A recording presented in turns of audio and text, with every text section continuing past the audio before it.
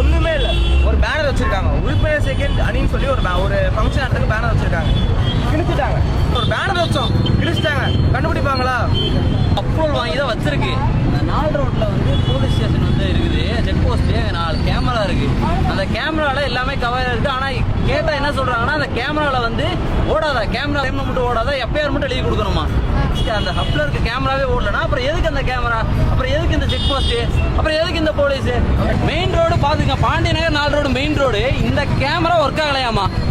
அப்புறம் இதெல்லாம் எதுக்கு இருக்கு?